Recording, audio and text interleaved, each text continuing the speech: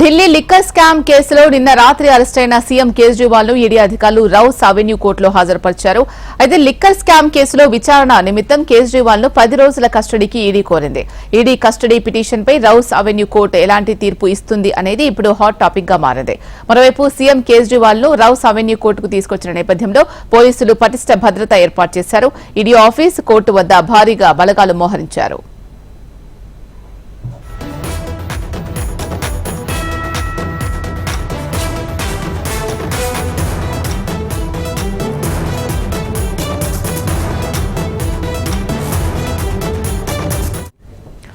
Delhi liquor scam కేసులో నిన్న రాత్రి అరెస్టైన సీఎం కేజ్రీవాల్ ను ఈడీ అధికారులు రౌస్ అవెన్యూ కోర్టులో హాజరుపరిచారు.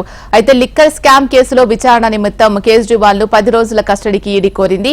ఈడీ కస్టడీ పిటిషన్ పై రౌస్ అవెన్యూ కోర్టు ఎలాంటి తీర్పు ఇస్తుంది అనేది ఇప్పుడు హాట్ టాపిక్ గా మారింది. మరోవైపు సీఎం కేజ్రీవాల్ ను రౌస్ అవెన్యూ కోర్టుకు తీసుకొచ్చిన నేపథ్యంలో పోలీసులు పటిష్ట భద్రత ఏర్పాటు చేశారు. ఈడీ ఆఫీస్ కోర్టు వద్ద భారీగా బలగాలు మోహరించడం జరిగింది.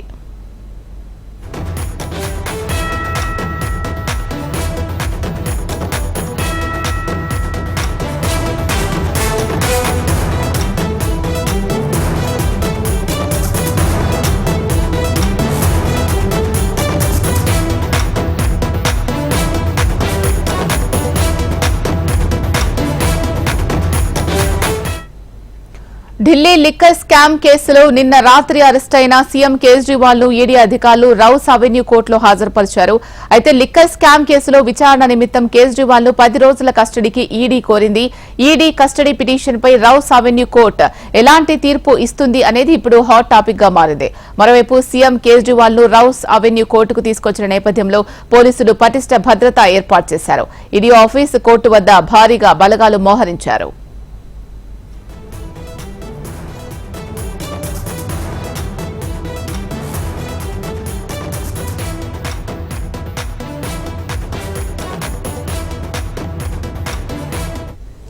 ఢిల్లీ లిక్కర్ స్కామ్ కేసులో నిన్న రాత్రి అరెస్టైన సీఎం కేజ్రీవాల్ ను ఈడీ అధికారులు రౌస్ అవెన్యూ కోర్టులో హాజరుపరిచారు. అయితే లిక్కర్ స్కామ్ కేసులో విచారణ నిమిత్తం కేజ్రీవాల్ ను 10 రోజుల కస్టడీకి ఈడీ కోరింది. ఈడీ కస్టడీ పిటిషన్ పై రౌస్ అవెన్యూ కోర్టు ఎలాంటి తీర్పు ఇస్తుంది అనేది కొంచెం ఉత్కంఠగా మారింది. ఇక దీనికి సంబంధించి పూర్తి సమాచారం అందించడానికి మా ప్రతినిధి ఆర్కే సిద్ధంగా ఉన్నారు. ఆర్కే, మరి 10 రోజుల కస్టడీ ఈడీ కోరినట్టు తెలుస్తోంది. మరి కోర్టు ఎలా స్పందించే అవకాశం ఉంది దీనికి సంబంధించి? ఏదైతే కేజ్రీవాల్ నిన్న సాయంత్రం అంటే 7 గంటల నుంచి ఆయన ఇంట్లో తనిఖీలు చేయడం జరిగింది. ఆ తర్వాత గంట సేపటికి ఆయన అరెస్ట్ చేసినట్టు అనౌన్స్ చేశారు. 11 గంటల 20 నిమిషాలకి ఈడీ ప్రధాన కార్యాలయానికి తీసుకురావడం జరిగింది. ఈడీ ప్రధాన కార్యాలయం తీసుకొచ్చిన తర్వాత ఆయనకి ఆరోగ్య పరీక్షలు నిర్వహించడం జరిగింది. ఇక ఈ రోజు ఉదయం కూడా మరోసారి ఆయన ఆరోగ్య పరీక్షలు నిర్వహించడం జరిగింది. ఈ రిపోర్ట్ ఏదైతే ఉంటుందో అది రౌస్ అవెన్యూ కోర్టు ప్రధాన జడ్జికి అయితే ఇవ్వడం జరుగుతుంది. మరోవైపు కొద్దిసేపటి కిందనే కేజ్రీవాల్ ని రౌస్ అవెన్యూ కోర్టు వద్దకు తీసుకురావడం జరిగింది. ఇటు ఏదైతే ఈడీకి సంబంధించిన న్యాయవాదులు అలాగే ఏదైతే కేజ్రీవాల్ కి సంబంధించిన న్యాయవాదులు ఇద్దరు కూడా పూర్తి స్థాయిలో తమ వాదనలు అయితే వినిపించబోతున్నారు. ఒక ముఖ్యమంత్రి అయి ఉండి ఆయన ఏ విధంగా అరెస్ట్ చేస్తారు అనే ప్రధాన అంశాన్ని ప్రధాన న్యాయమూర్తి వద్ద వినిపించేందుకు కేజ్రీవాల్ కి సంబంధించిన న్యాయవాదులు సిద్ధమవుతుంటే, మరోవైపు పూర్తి ఆధారాలున్నాయి. ఇప్పటికే 9 సార్లు ఆయనకి రమ్మని చెప్పినప్పటికీ కూడా ఒక్కసారి కూడా ఆయన రాలేదు అనే దానిపైన కూడా ఈడీ ప్రత్యేకంగా చెప్పొచ్చు. మరోవైపు హైకోర్టు నిన్న ఏదైతే తీర్పుని ఇవ్వడం జరిగింది, అంటే ఆయన అరెస్ట్ విషయంలో మేము కల్పించుకోము అంటూ కూడా నిన్న హైకోర్టు చెప్పిన విషయాన్ని కూడా ఈడీ ప్రధాన జడ్జి ముందు, ప్రధాన న్యాయమూర్తి ముందు అయితే ఉంచబోతున్నారు. కాబట్టి 10 రోజులు కస్టడీకి ఇస్తే మిగతా అన్ని విషయాలు కూడా క్లారిటీ వస్తాయి. కొంచెం విచారణ అనేది చేయాల్సిన అవసరం ఉంది అంటూ కూడా ఆ అంశాన్ని కూడా అక్కడ ఈడీ న్యాయవాదులు చెప్పబోతున్నారు. ఇప్పటికే కవితతో సహా అందరూ కూడా ఇప్పటికే అందరినీ కూడా విచారణ చేయడం జరిగింది. అందరినీ కూడా అదుపులోకి తీసుకోవడం జరిగింది. ఇక మిగిలింది ఒకే ఒక కేజ్రీవాల్ కాబట్టి ఆయనకు సంబంధించి కూడా విచారణ చేయాల్సి ఉంది. కొంత మేరకు అంటే కొన్ని సందేహాలు ఉన్నాయి, వాటిని నివృత్తి చేసుకోవడానికి కూడా ఇప్పుడు కేజ్రీవాల్ ని తమ కస్టడీకి ఇవ్వాలంటూ కూడా కోరడం జరుగుతుంది. అయితే ఎన్ని రోజులు కస్టడీకి ఇస్తారు అనేది మాత్రం మరి కాసేపట్లో తేలబోతుంది. ఖచ్చితంగా 10 రోజుల కస్టడీ అయితే ఈడీ అధికారులు అయితే కోరుతున్నారు. శీల, ఇప్పటి వరకు ఈ లిక్కర్ స్కామ్ లో ఎంతమందిని అరెస్ట్ చేయడం జరిగింది? వీళ్ళందరినీ కూడా ఒకేసారి విచారించే అవకాశం ఉందా?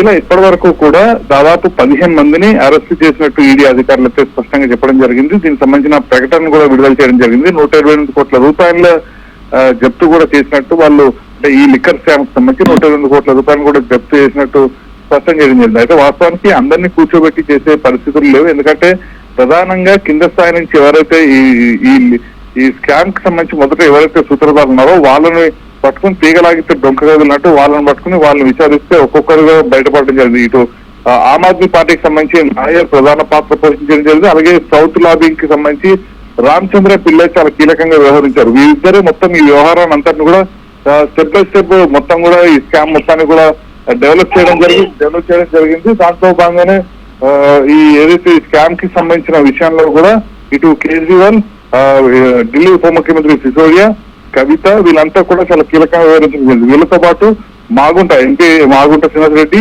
బుచ్చిబాబు ఎవరైతే కవిత ఆడిటర్ ఉన్నారో బుచ్చిబాబు వీళ్ళందరూ కూడా ఉన్నారు. కాబట్టి వీళ్ళకి సంబంధించిన మొత్తం వ్యవహారం అంతా కూడా ఒక్కొక్కటిగా బయటకు వచ్చిన తరుణాల్లోనే ఒక్కొక్క పేరు కూడా బయటకు రావడం జరిగింది.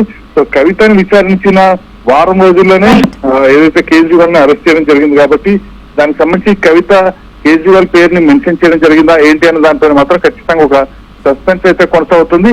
అయితే కవిత, కేజ్రీవాల్ ఇద్దరిని కూడా కూర్చోబెట్టి విచారించే అవకాశం ఉంది అనేది మాత్రం ప్రస్తుతం ఈడీ వర్గాల్లో అలాగే బయట కూడా టాక్ అయితే నడుస్తుంది. ఇలా రైట్. Thank you RK.